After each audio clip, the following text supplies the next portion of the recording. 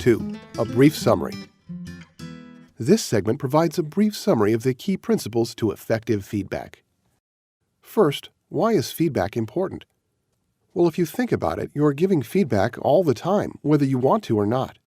Everything you say and do is closely observed and usually interpreted by your team as meaningful information about their performance. Without explicit feedback, your team could easily misinterpret your signals, leading to confusion and unhappiness.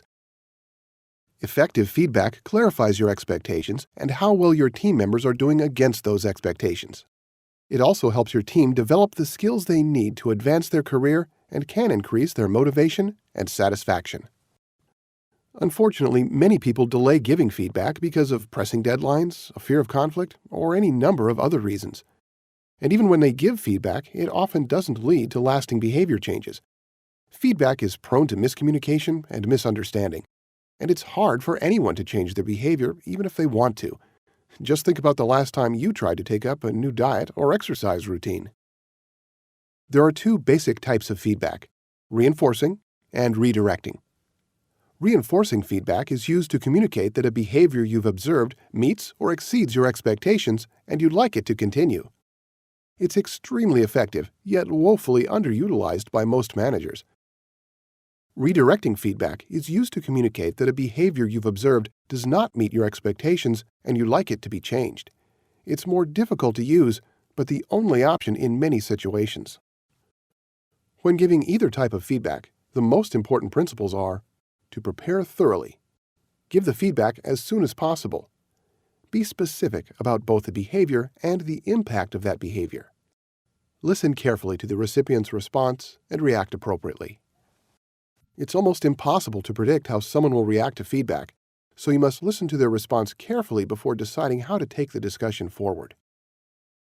If any emotional or deeper issues emerge during the discussion, you should acknowledge them, address them, and then set them aside before continuing on with the feedback. When you are giving redirecting feedback, it's important to ensure that the recipient clearly acknowledges that there is a problem that needs to be solved, that they have at least some responsibility for fixing it, and that they believe they can make a change.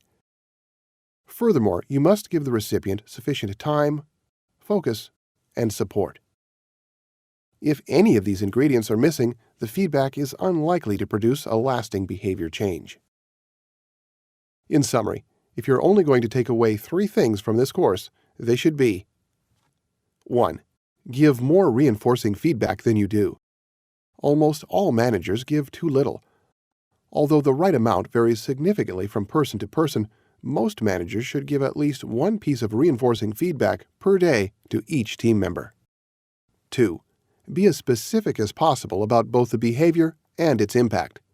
Otherwise, the feedback is at best meaningless, and at worst taken as unnecessary criticism. 3. Listen carefully to the recipient's responses. The only way you can tell what the recipient has heard and understood is by listening to their response. It's easy and common for feedback to be misunderstood. All these concepts will be explained in detail in the following segments, along with examples so you can see how they work in action. Let's begin by looking more closely at exactly why giving effective feedback is so important. Click Watch Next video to continue.